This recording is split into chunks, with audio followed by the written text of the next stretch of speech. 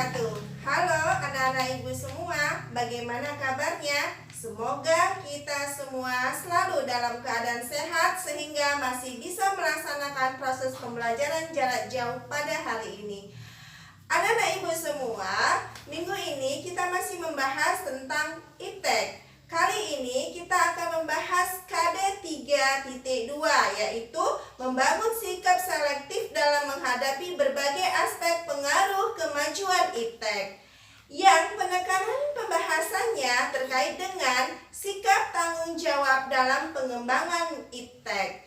Nah, bagaimana sebenarnya bentuk sikap dengan tanggung jawab terhadap pengembangan IPTEK? Penasaran kan? Yuk, langsung saja kita ke materi pembahasan. Adapun tujuan pembelajaran kita kali ini, yang pertama, siswa dapat memahami sikap tanggung jawab dalam pengembangan IPTEK.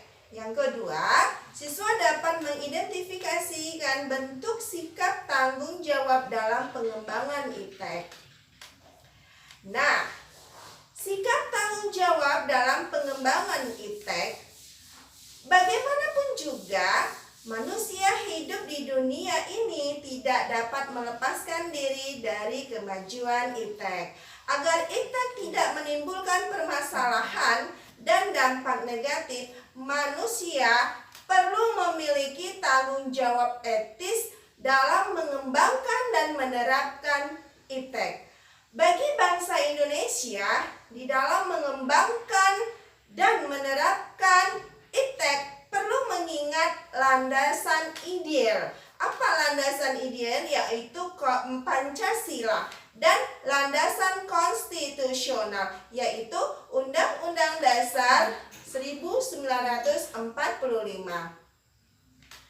Dalam kaitannya dengan Pancasila, terutama sila ketuhanan yang Maha Esa, sebenarnya telah memberikan peringatan kepada kita bahwa semua ilmu yang ada di dunia ini berasal dari Tuhan yang Maha Esa. Sebagai contoh, sejak dahulu Tuhan telah menciptakan bahwa benda yang berat jenisnya kurang dari 1 akan terapung di air. Nah, ini menunjukkan atau membuat manusia kemudian mengenal sebuah prinsip yang mana benda yang berat massa jenisnya kurang dari 1 ini akan terapung di air. Tuhan yang Maha Kuasa menciptakan alam semesta untuk kemaslahatan umat manusia. Jadi seyogyanya IPTEK harus dikembangkan dengan tidak menyiksa dan mencelakakan manusia. Dalam Undang-Undang Dasar Negara Republik Indonesia tahun 1945 mengamanatkan bahwa tujuan nasional antara lain untuk memajukan kesejahteraan umum, mencerdaskan kehidupan bangsa. Selain itu, bumi dan air serta kekayaan alam yang terkandung di dalamnya dikuasai oleh negara dan dipergunakan sebesar-besarnya untuk kemakmuran rakyat Indonesia. Untuk itu, upaya memanfaatkan, mengembangkan, dan menguasai IPTEK diarahkan agar senantiasa meningkatkan kecerdasan manusia, meningkatkan pertambahan nilai barang dan jasa, serta kesejahteraan masyarakat melalui percepatan industrialisasi sebagai bagian dari pembangunan yang berkelanjutan dengan mengindahkan kondisi lingkungan dan kondisi sosial masyarakat. Ini mengartikan bahwa pengembangan dan pemanfaatan IPTEK di Indonesia tidak bebas nilai, namun juga harus mempertimbangkan lingkungan serta nilai-nilai sosial kemasyarakatan dan agama yang ada di Indonesia. Dalam hal etika atau moral, IPTEK tidak bebas nilai, dalam memanfaatkan iptek, manusia tidak boleh melupakan nilai-nilai kemanusiaan, norma, bahkan nilai-nilai keagamaan.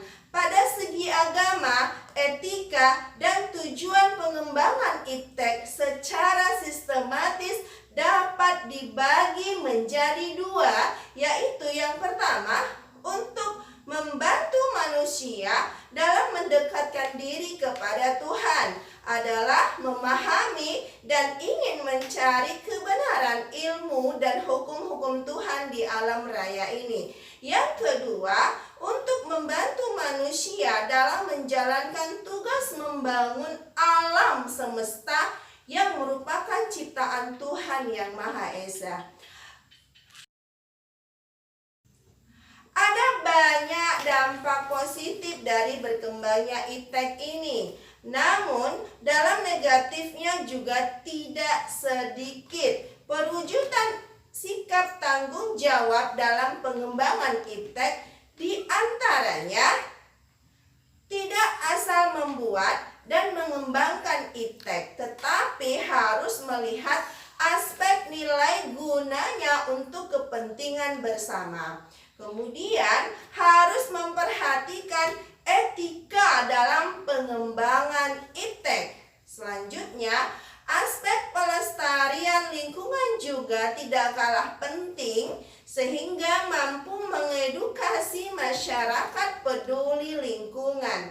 Kemudian, tidak asal mendapatkan untung, tetapi pengembangan juga harus memahami etika juga tanggung jawab sehingga tidak mengurangi produktivitas pengguna.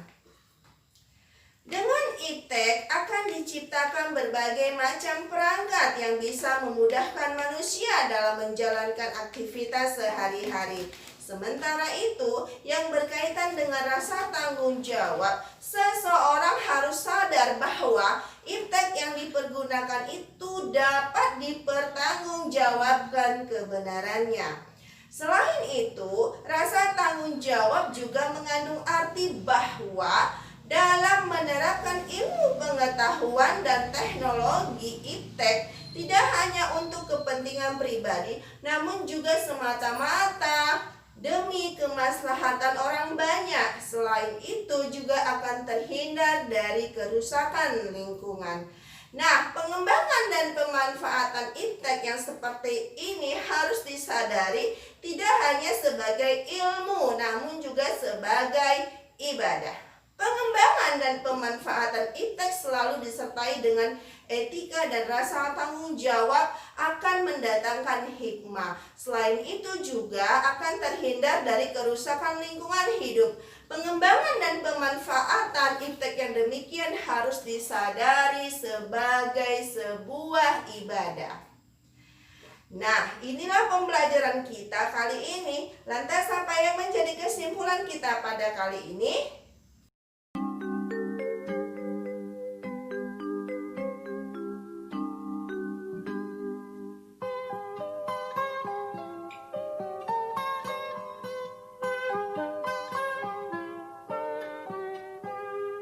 Pagiku cerahku, matahari bersinar, ku gendong tas merahku di pundak.